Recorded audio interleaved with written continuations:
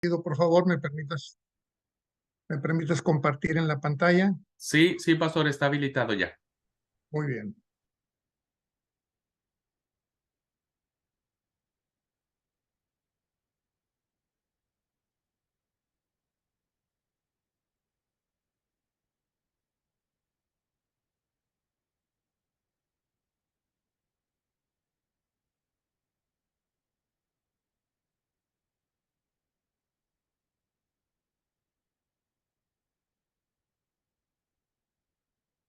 Bueno, pues, estimada hermana Esmeralda, y a todos los hermanos y hermanas que vean esta transmisión más adelante, les saludo con mucho cariño en el nombre del Señor Jesús. Paz a ustedes y los invito para que elevemos al Padre nuestra oración para que nos guíe en el propósito de estudio en esta tarde. Oremos, hermanos. Padre, te damos gracias por la bendición de este tiempo en el cual dedicamos nuestra capacidad, Señor, nuestra mente, nuestro corazón, para conocer más de tu palabra, con el único propósito, Señor, de servir mejor a nuestra comunidad. Santo, porque está escrito en tu palabra que las cosas espirituales se han de examinar espiritualmente. Concédenoslo así, Señor, y te lo agradecemos en el nombre de Cristo Jesús, nuestro bendito Salvador. Amén. Bueno, muy bien. Bienvenido, Mario. Dios te bendiga. Hola, bendiciones. Bueno, hoy vamos a iniciar con una serie de temas que tienen que ver con la vida cristiana. Particularmente vamos a revisar la ley de la alimentación. Estaremos también hablando, si el tiempo lo permite, de los días paganos, ¿verdad? Lo que pensamos nosotros sobre ciertos días que aparentemente son días, diríamos, de religiosidad, pero en el fondo hay un origen pagano. Y también vamos a hablar de la guerra, del conflicto armado, cuál es la posición de la iglesia en ese sentido. Entonces, vamos a dar inicio introduciendo este tema que tiene que ver con la vida cristiana, así se llama en general, pues el tema, ¿no? Y vamos a decir que los cristianos están llamados a la santidad en pensamiento, palabra y obra, y también para expresar la fe en Cristo a través de la devoción a Dios, también interactuando de manera santa con los demás. Ahora bien, ojo con esto, como resultado, no como causa de redención, los creyentes debemos, número uno, desarrollar una relación con Dios a través de leer y estudiar la Biblia, a través de la oración, el ayuno, la adoración y la obediencia. Número dos, aliviar las necesidades físicas y espirituales de la humanidad a través de la acción social compasiva y predicando el Evangelio. Número tres, oponernos al orgullo, la envidia, la apatía, la lujuria, la codicia y otros espíritus de maldad. Y número cuatro, también rehusarse a entretenimientos inmorales y prácticas así como la pornografía y cualquier otra cosa que vaya en detrimento de nuestra espiritualidad. El conocimiento, hermanos, de la palabra de Dios, el conocimiento del Evangelio, el llamado de Cristo, lleva de manera implícita eh, un llamado a un nuevo estilo de vida, a un cambio en nuestra vida, a un cambio en nuestra personalidad, en nuestra forma de ser y de interpretar. También, no solamente la Biblia, sino más bien interpretar la realidad en la que vivimos, porque hoy en día vivimos una realidad muy permisiva. Estamos en la época postmoderna y lo que viene es la época del transhumanismo, en donde prácticamente ya no hay verdades absolutas, todo es relativo y somos una sociedad muy laxa, muy permisiva, muy elástica, en donde incluso en las denominaciones cristianas, pues tomamos el evangelio como si fuera un traje hecho a nuestra medida, ¿no?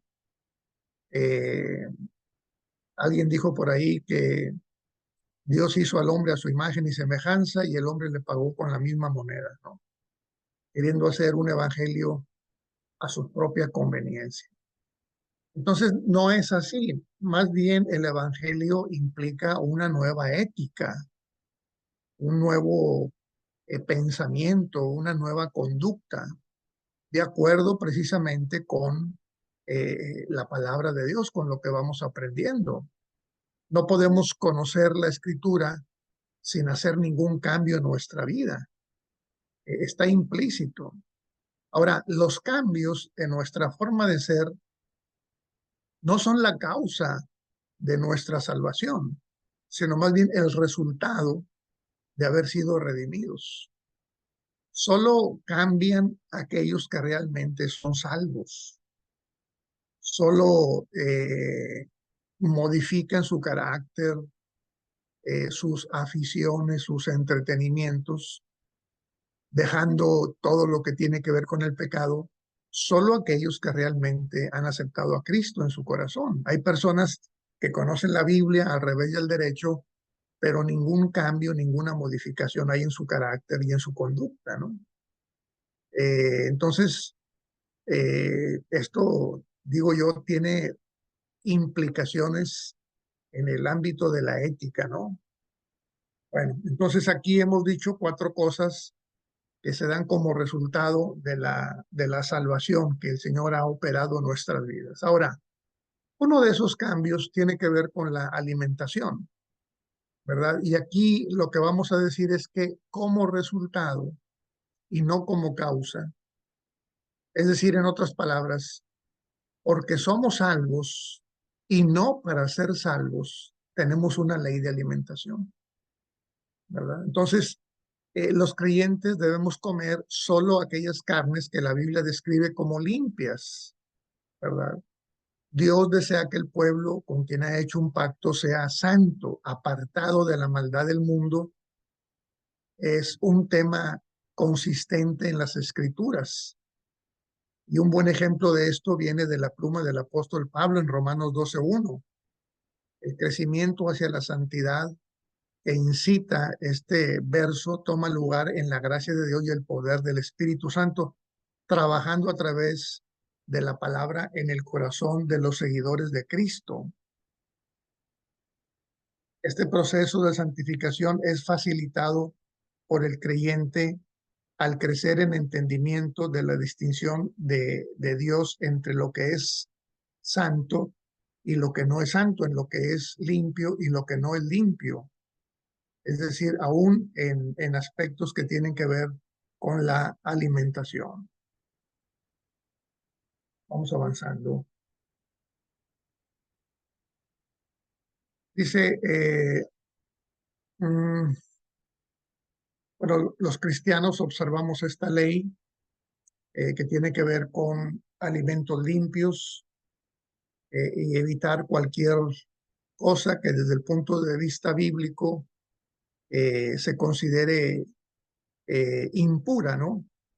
Pablo expresó esto poderosamente en su discusión sobre los ídolos en la segunda de Corintios 6:11-18, diciendo, salid de en medio de ellos y apartaos, dice el Señor, y no toquéis lo impuro, y yo os recibiré. Una oportunidad una oportunidad de practicar esta santidad es en lo que comemos o no comemos. Muchos principios bíblicos pueden guiar nuestras elecciones alimenticias. Los cristianos hacen bien en estudiar y aplicar esto para abstenerse de prácticas que van en contra de las escrituras, mandamientos, perdón, y que son alimentos dañinos para su salud, ¿no? Aquí vamos a enfocarnos en la distinción que se hace desde el punto de vista bíblico, ¿no? y tenemos el Antiguo Testamento. En el Antiguo Testamento, desde el tiempo del diluvio, las escrituras distinguen entre animales limpios e inmundos. A Noé se le dijo que llevara 7 animales limpios y una pareja de animales inmundos con él en el arca. Génesis 7:2. Esto sugiere que una cantidad mayor estaría disponible para sacrificar después del diluvio, dejando a los otros animales solo para fines de propagación de su especie. Después de salir del arca, edificó Noé un altar a Jehová y tomando de todo animal limpio y de toda ave limpia, ofreció holocausto en el altar, ¿no? Cuando uno estudia este tema, hermanos, inevitablemente viene a nuestra mente, ¿por qué entonces Dios hizo muchos otros animales que se consideran impuros, ¿verdad? Que no deben formar parte de la dieta humana? Y bueno, la verdad es que Dios hizo todo lo que existe, incluyendo alacranes, arañas o cualquier otro insecto venenoso que pudiera existir, ¿no? Pero no significa que son o deben de ser parte de la dieta para los seres humanos. Más bien, importante en la ecología, es decir, en el equilibrio del medio ambiente. Imagínese usted qué sería si no hubiera cuervos o sopilotes, hormigas o buitres, porque cuando un animal muere, ¿verdad? Por enfermedad o porque lo atrapó a alguien más feroz, y una vez que sacia el apetito, bueno, lo que queda del animal se queda en el campo y empieza un estado de putrefacción, con lo que implica una cantidad de microorganismos patológicos para el ser humano. Pero inmediatamente intervienen las aves de carroña y limpian hasta dejar los huesos. Luego llegan las hormigas y hacen el trabajo todavía más especializado hasta que finalmente devoran todo lo que quedó de ese animal, contribuyendo así a un equilibrio en el medio ambiente. De hecho, en términos ya, diríamos, del lobo y las ovejas, ¿no? Ya que tanto criticamos a los lobos, déjenme decirles que los lobos tienen un olfato extraordinario y perciben el aroma de la oveja que está enferma y ellos hacen su trabajo. Generalmente la oveja enferma, débil, se va rezagando del rebaño y ya se convierte en una presa fácil para el lobo. Y el lobo termina con ella y luego los demás animales, ¿verdad? Entonces, tiene que ver el hecho de que existan de todo tipo de animales, tiene que ver con el equilibrio en el medio ambiente, la relación de los seres vivos con la naturaleza, ¿no? Entonces, no por el hecho de que Dios los hizo, significa que se pueden comer, ¿verdad? Sino más bien cumplen una función. Eh, bueno, después de lo dicho, dice que Dios le dijo a Noé que tomara de esos animales limpios que van a servir de alimento, lo mismo que las legumbres y las plantas verdes, os lo he dado todo para comer, Génesis 9:3. Nuestra primera impresión aquí puede que Dios le dio a Noé todos los animales como alimento. La última frase de este verso, sin embargo, indica un calificador importante. Dios le había dado al hombre toda planta que da semilla, así como todo árbol en que hay fruto y da semilla. De todo esto podréis comer. Esto es, Dios le permitió al hombre comer plantas sin límites. Así que cuando Dios le dio a Noé todos los animales, así como todas las plantas, ¿verdad? Entendemos también que en cuanto a los animales dados como alimento, de la misma manera como se habían dado ciertas limitaciones en las plantas, también en los animales hubo esas limitaciones. Esta inferencia no podría garantizarse de no haber sido por el testimonio de la ley de Dios para comprobar la distinción que Dios hace entre animales limpios e inmundos, no solo para propósitos de sacrificios, sino también para la dieta humana. Luego de decir cuáles animales eran limpios y cuáles no lo eran en Levíticos 11, Dios dice en los versículos 45 y 47, yo soy Jehová, vuestro Dios, seréis pues santos porque yo soy santo. Es la ley acerca de las bestias, de las aves, de todo ser viviente, para que hagáis distinción entre lo inmundo y lo limpio, entre los animales que se pueden comer y los que no se pueden comer. Es decir, la santidad de Dios tiene que ver también con lo que tomamos como alimento. Esta distinción entre lo limpio y lo inmundo aparece frecuentemente en el Antiguo Testamento, tanto en referencia a los alimentos como a la santidad en general. Y ahí están los textos de Levítico, Deuteronomio, Ezequiel y algunos otros. Ahora, en el Nuevo Testamento, al igual que en el Antiguo, también en el Nuevo Testamento encontramos varios textos que animan al pueblo de Dios a evitar lo que es inmundo y procurar lo que es limpio en todas las áreas de la vida. Por ejemplo, Romanos 12, 1 y 2, ahí están los demás textos.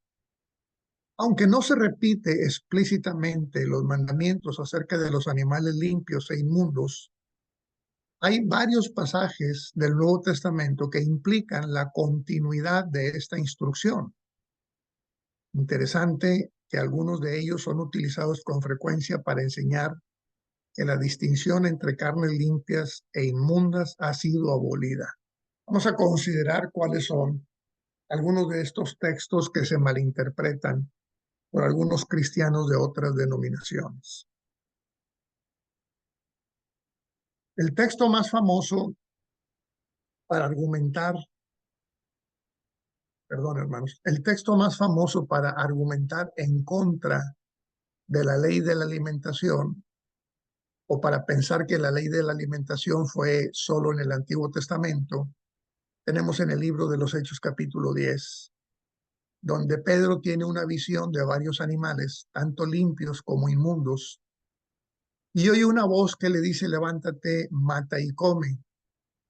Él no desea hacerlo ya que nunca había comido nada común o inmundo. Esta primera respuesta indica que las enseñanzas de Cristo no abolieron las leyes de lo que es limpio y lo que es inmundo. O si lo hicieron, que Pedro ciertamente malinterpretando las enseñanzas de Cristo en cuanto a lo que era bueno para comer, ¿no? Entonces, en este primer momento, hermanos, del relato de Hechos capítulo 10, donde Pedro tiene esa visión antes de ir a la casa de Cornelio, desciende un lienzo de los cuatro cabos del este, oeste, norte, sur, conteniendo animales limpios e inmundos, y la voz que escucha le dice, levántate, mata y come. Y lo primero que dice él es, no, Señor, porque ninguna cosa común o inmunda he comido yo. Hasta ese momento se ve claramente que el apóstol Pedro representa, ¿verdad? Diríamos, la costumbre de los judíos ya en el Nuevo Testamento de no comer animales inmundos, ¿verdad? En la visión se le dice a Pedro que no llame común a lo que Dios ha limpiado. La visión se repite 3 veces y Pedro deja y deja a Pedro preguntando acerca de este significado, porque efectivamente se repite 3 veces la visión.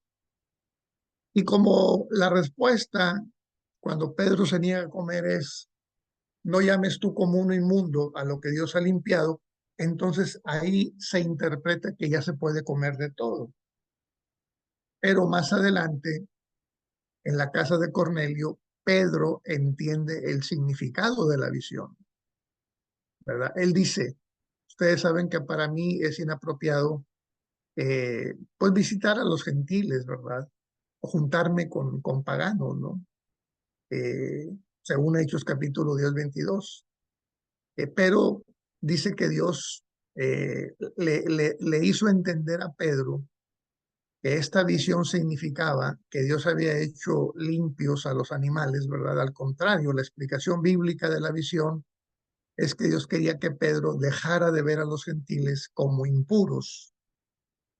Es irresponsable interpretar las visiones bíblicas para dar un significado diferente al que está específicamente dado en las mismas escrituras. Aunque el pasaje es usado para avalar el comer animales inmundos, al ser entendido como Pedro mismo lo entendió, no avala dicha práctica. Al contrario, implícitamente fortalece el argumento para que los cristianos hagan distinción entre carnes limpias e inmundas. Pedro, un apóstol de fe, testificó después de la muerte, resurrección y ascensión de Cristo que él cumplía con la ley de lo limpio y de lo inmundo. Parecería entonces eh, algo diferente, ¿verdad? Como que era una permisión de Dios para que Pedro comiera de todo tipo de animales, pero ya sabemos que la correcta interpretación de esa visión de Hechos capítulo 10 tenía que ver con los gentiles que finalmente iban a entrar al cuerpo de Cristo como miembros de ese cuerpo que es la iglesia, ¿verdad? Eh, Había de cumplirse este misterio que estaba desde el principio de la creación, en donde Dios haría un solo pueblo, tanto de judíos como gentiles, ¿verdad? Y entonces Pedro es el primero en visitar, diríamos, a un gentil oficialmente, como fue Cornelio y toda su familia, que finalmente terminaron no solo bautizando, sino también hablando en lenguas, como había sucedido en el Pentecostés, ¿no? Entonces, para que se viera que ninguna distinción estaba haciendo Dios respecto de los gentiles con los judíos, ¿no? Lo de la visión fue solamente eso, una visión que ilustraba, ¿verdad? Que delante de Dios no había personas inmundas o impuras, sino que simplemente iban a tener los mismos derechos que los mismos judíos, ¿no? Ahora, nuestra próxima cita bíblica es Primera de Timoteo 4, del 3 al 5. Ahí el apóstol Pablo enlista algunas cosas prohibidas para aquellos que se apartan de la fe, incluyendo alimentos que Dios creó para que con acción de gracias participen de ellos. Frecuentemente utilizado para permitir que los cristianos coman lo que les place, este texto en realidad enseña que debemos de recibir y comer con acción de gracias cualquier comida que es santificada por medio de la palabra de Dios y de la oración. Ojo, no solo de la oración, sino también de la palabra de Dios. Ese texto de Primera de Timoteo habla de que ya Dios limpió todo tipo de alimento, ¿verdad? Con la oración todo queda santificado. Pero no es así, más bien tiene que ver con unas prohibiciones que desde el primer siglo hacían algunos pseudo líderes, pseudo cristianos, para prohibir a los creyentes que comieran ciertas comidas o ciertos alimentos, ¿verdad? Como más tarde sucedió con la Iglesia Católica, que prohíbe comer carne en la época de la Cuaresma, ¿no? Si es una carne limpia, no tenemos por qué abstenernos. Muy bien, bueno, otros textos bíblicos relacionados con los alimentos usados frecuentemente para avalar el consumo de carnes inmundas realmente trata el asunto de tradiciones humanas, no el de carnes limpias o inmundas. De modo que, por ejemplo, el incidente de Marcos 7, del 1 al 23, acerca de las tradiciones de los ancianos, tiene que ver con el lavamiento de manos, ¿verdad? Algo que Jesús critica, porque los fariseos, si no se lavaban las manos 7 veces, entonces decían que estaban comiendo con manos inmundas y se contaminaban. Pero Cristo les dijo, no es lo que entra al hombre lo que contamina al hombre, sino lo que sale del corazón del hombre. Pero el texto no tiene nada que ver con alimentos inmundos. Los comentarios de Jesús en esos versículos deben ser entendidos en su contexto. Además, la purificación de la que se habla en el versículo 19 es un proceso digestivo, no de la limpieza de alimentos. También en Romanos 14:4, Pablo dice, yo sé y confío en el Señor Jesús que nada es inmundo, ¿verdad? Este es otro texto que se usa con mucha frecuencia. Pero leyendo el texto completo, ¿verdad? No debe malinterpretarse al comparar entre animales limpios e impuros. Similarmente, los comentarios de Pablo en 1 Corintios 8, todo el capítulo y el 10, en esos versos no se refieren a carnes limpias o inmundas, sino alimentos ofrecidos a ídolos. Aunque los comentarios de Pablo en cuanto a la comida se usan frecuentemente para favorecer el consumo de carnes inmundas, nosotros mantenemos que las escrituras nunca definen la carne inmunda como alimento. Y aunque pasajes como Romanos 14, Colosenses 2 hablan de alimentos, no deben de ser malinterpretados en cuanto a referirse al asunto de animales inmundos. Muy bien.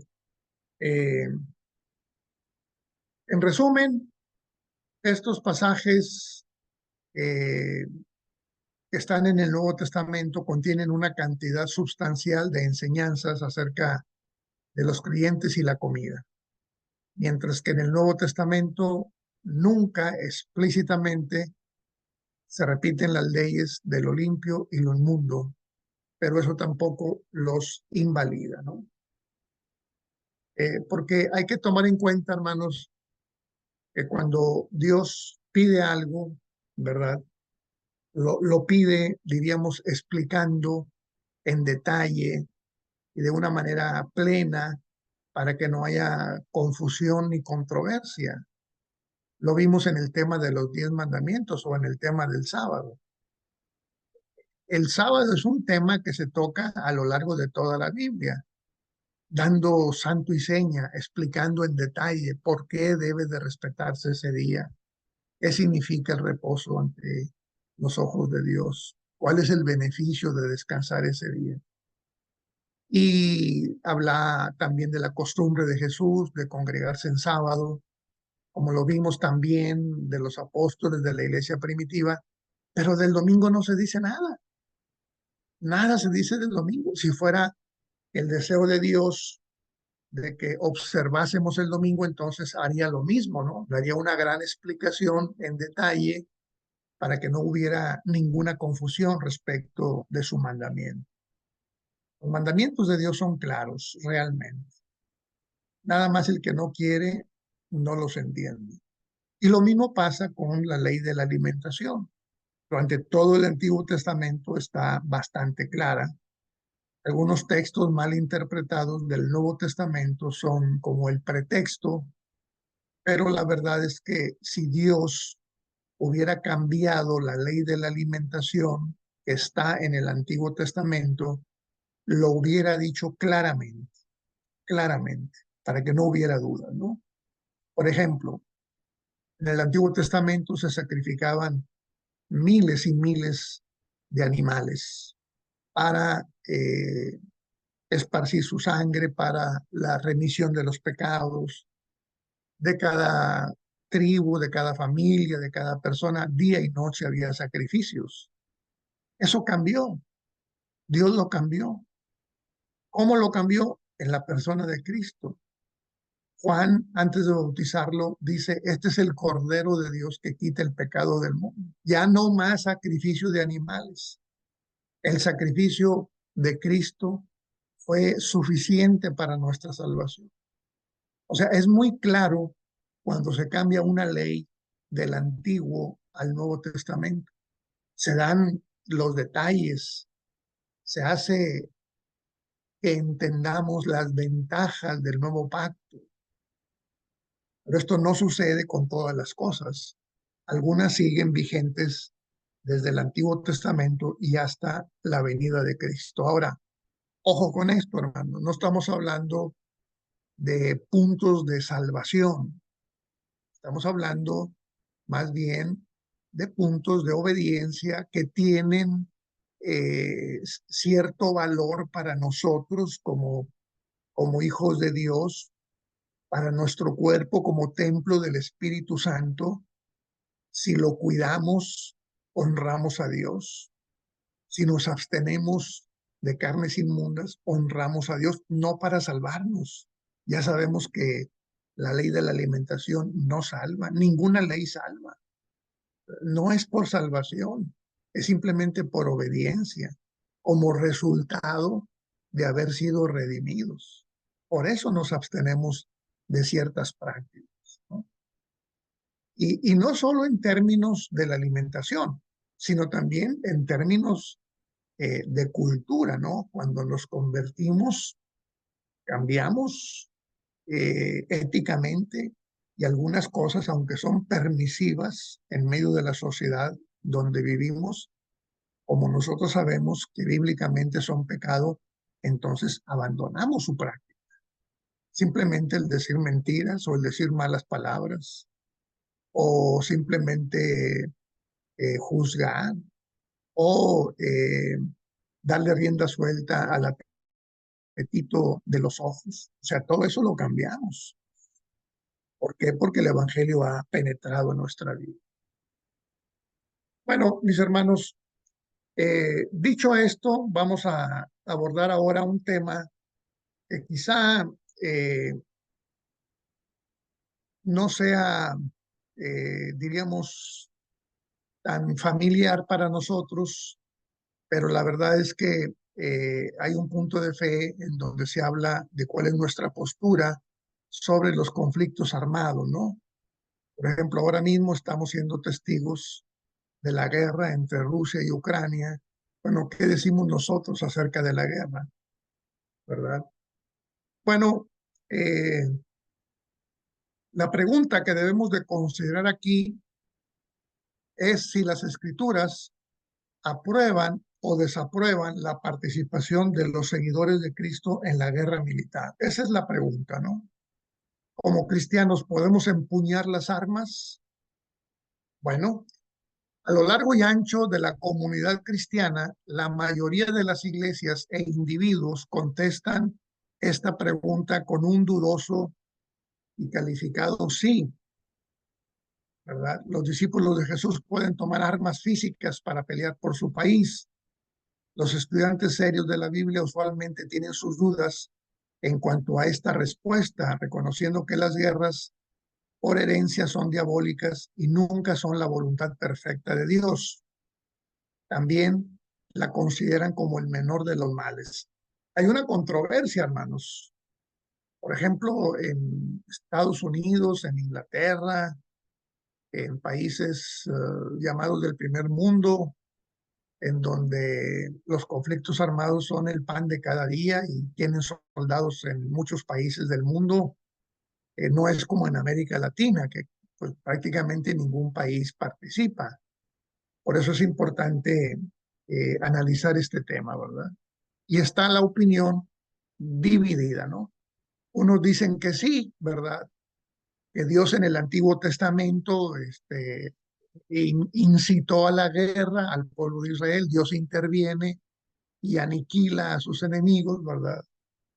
De hecho, la famosa teología de la liberación, nacida precisamente en Sudamérica, particularmente en Brasil, ¿verdad? No recuerdo ahorita quién se considera el padre de la teología de la liberación, pero sí algunos sacerdotes católicos como Juan Luis II, por citar algunos de ellos, Daniel Alves, brasileño, y algunos otros, si la memoria no me falla, trabajaron este concepto de la teología de la liberación, en donde se propone que el uso de armas es justificado para derrocar a aquellos que están en el poder y que oprimen a los cristianos, como pasó en Egipto cuando Dios interviene para destruir al poderoso ejército de egipcio y liberar al pueblo de Israel, ¿no? Hay toda una teología de la liberación, ¿verdad? Algunos estarán de acuerdo, otros no, pero ahí está, ¿verdad? Estos estudiantes también pudieran considerar su respuesta apelando al punto de vista eh, en donde de repente se me va la lectura, hermanos, algunas, algunas cintillas que tengo aquí en mi computadora no me dejan leer bien, pero bueno, eh, hay una teoría que enseña que los discípulos de Jesús no deben, diríamos, ver aquí,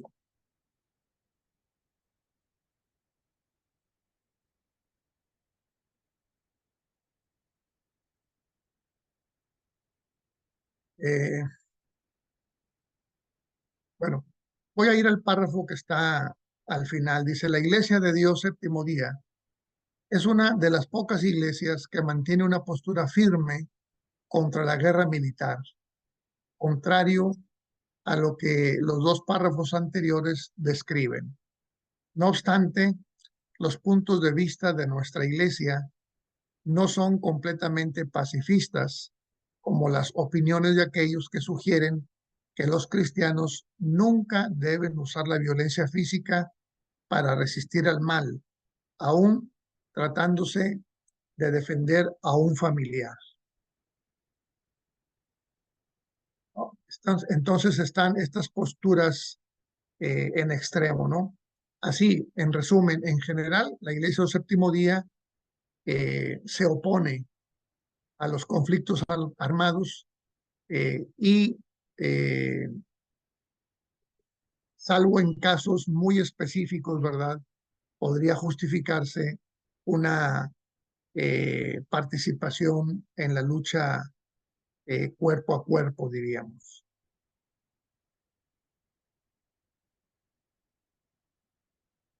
Lo reacio de parte de nuestra iglesia para apoyar el hecho de tomar las armas y participar en el servicio de la guerra es que se opone a las enseñanzas de Cristo y se apoya en otros escritos, ¿no?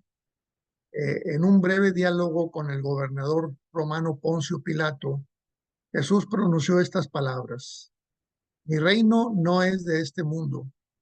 Si mi reino fuera de este mundo, mis seguidores pelearían para que yo no fuera entregado a los judíos, pero mi reino no es de aquí, ¿verdad? Unas horas antes, Jesús le había advertido a Pedro, quien estaba furioso: vuelve tu espada a su lugar, porque todos los que tomaren espada, a espada perecerán. En estos dos versos, Jesús penetra al corazón de este asunto al contrastar la identidad y métodos de su reino con los reinos terrenales, ¿verdad? En los reinos terrenales todo se justifica, hasta el uso de las armas. En el reino de Dios es diferente. ¿Qué es lo que dice Cristo cuando dialoga con Poncio Pilato afirmando que mi reino no es de este mundo? Pues precisamente eso, ¿verdad? El reino de Cristo no surge como surgen los reinos de este mundo, en base a las armas o en base a los fraudes electorales, en base a la corrupción, al golpe de Estado, ¿no? Así surgen todos los reinos de este mundo, ¿no? O también surgen por el poder económico que tienen los candidatos, ¿verdad? Pero ninguna de estas vías o caminos son propios para el reino de Cristo. El reino de Cristo surge desde el amor del corazón de Dios. surge desde la, diríamos, ausencia de poder, ¿no? Bélico, poder económico o poder político. Surge desde la ausencia de ese poder mundano, ¿no? Más bien surge desde el amor, ¿no? Es lo contrario a lo que pasa en los gobiernos de este mundo, donde tienen mucho amor al poder, ¿verdad? En cambio, Cristo tiene el poder del amor. En esta frase lo resumo, ¿no? Los reinos de este mundo surgen por el amor al poder. El reino del Señor surge por el poder del amor, ¿verdad? Completamente diferente. Bueno, naciones caen y se levantan por su fuerza militar o por falta de ellas. Se reclutan soldados de todo tipo, ¿verdad? Ahora mismo Rusia está reclutando soldados de otros países para continuar con esta guerra contra Ucrania, ¿verdad? Todo por intereses mezquinos, ¿verdad? Entonces, todo esto es una práctica común en los reinos de este mundo. Cristo vino armado con una visión diferente del mundo, con una forma diferente de solucionar los conflictos y un reino diferente que no depende del poder físico para su apoyo y defensa, ¿verdad? A diferencia de los reinos terrenales que gobiernan desde un lugar físico, el trono de Cristo existe en el corazón humano y trasciende las fronteras nacionales, ¿no? Entonces es completamente diferente, hermanos, el reino de Dios a los reinos de este mundo.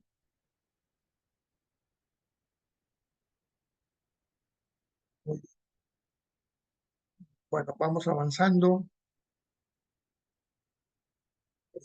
En el reino de Cristo se usa son soldados con una armadura diferente, el casco o el yelmo de la salvación, la coraza de justicia, el cinturón de la verdad, los pies calzados para proclamar el evangelio de paz, las armas, según Efesios 6, ¿verdad? La armadura de Dios.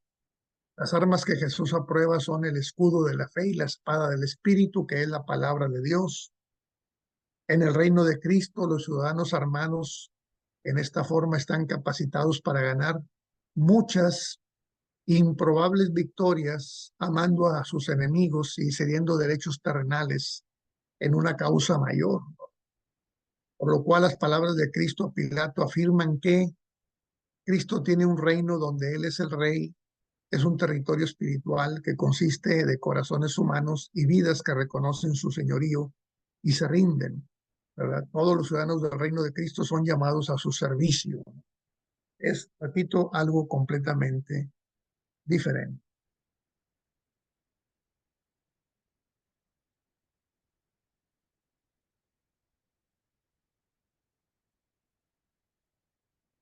Ser ciudadanos del reino de Cristo no niega a sus seguidores su ciudadanía en reinos terrenales. Sin embargo, les afirma que donde los deberes chocan entre sí, lo que le pertenece a Cristo toma prioridad sobre lo que le pertenece al César. Y el asunto de la guerra es uno de los cuales el llamado del Señor triunfa sobre el deber de los cristianos al César, ¿no? Por aquella frase de Cristo, dale al César lo que es de César y a Dios lo que es de Dios. Bueno, en ese sentido, nuestra obediencia es primero a Dios y después al César, ¿no? El César lo que quiere es el dinero, ¿verdad? Dios quiere nuestro corazón para salvarnos. El César lo que quiere es el poder para dominar. Jesús usa el amor como única fuente de poder para redimirnos, para salvarnos. Entonces es completamente diferente.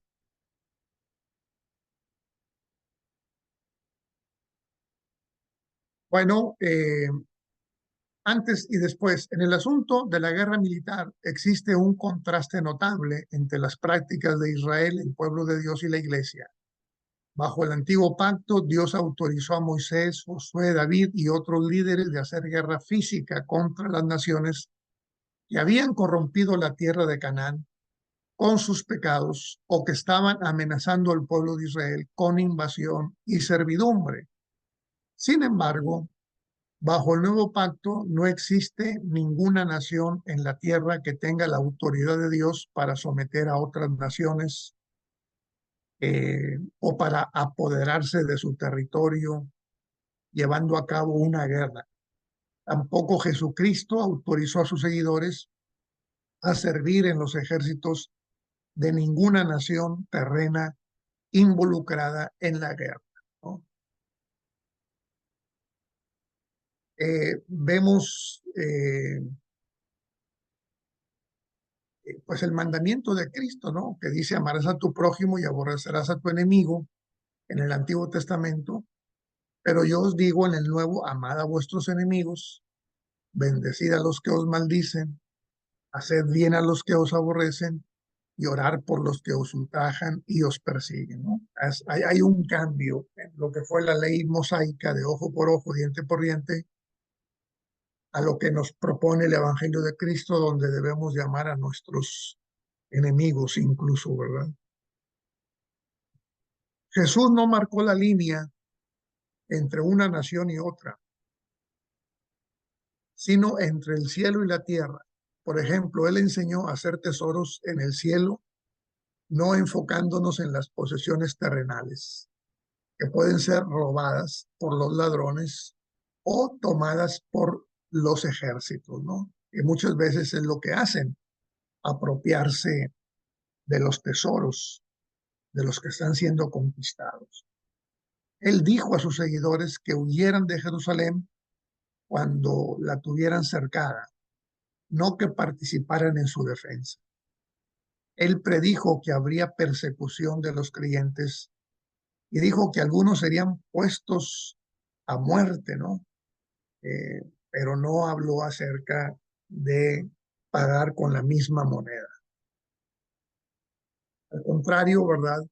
Jesús nos enseña que si nuestro enemigo nos quiere cargar una milla, que vayamos con él dos, y si quisiere tomar nuestra túnica, que le demos también la capa. Si alguien quiere eh, oprimirte de esa manera, hay que superarlo, ¿no? Eh, Cristo dice, no resistan, eh,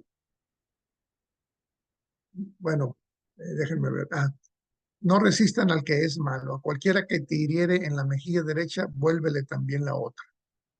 Jesús enseñó que sus discípulos deberían pagar impuestos, dar al César lo que es de César, ¿verdad?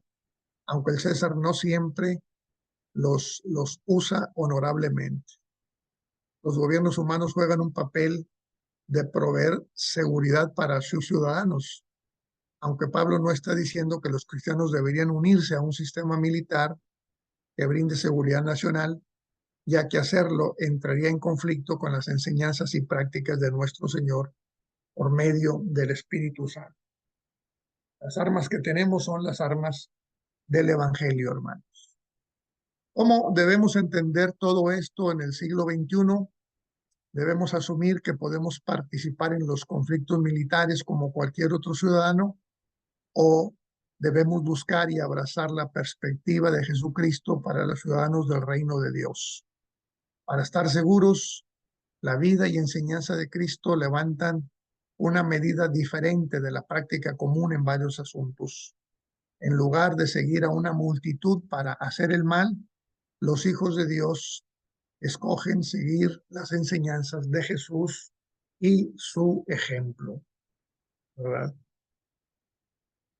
Pablo dijo esto, pues aunque andamos en la carne, no militamos según la carne, porque las armas de nuestra milicia no son carnales, sino poderosas en Dios para la destrucción de fortalezas, derribando argumentos y toda altivez que se levanta contra el conocimiento de Dios, llevando cautivo todo pensamiento a la obediencia a Cristo. Agradecidos por las bendiciones de la herencia nacional y fortaleza, los cristianos deben considerar la gracia y la verdad de Jesús como una bendición mucho más grande. Aquellos que confían en las armas carnales y en la fuerza militar para ser defendidos, quizá están olvidando la mayor seguridad que se encuentra en el Dios de los cielos.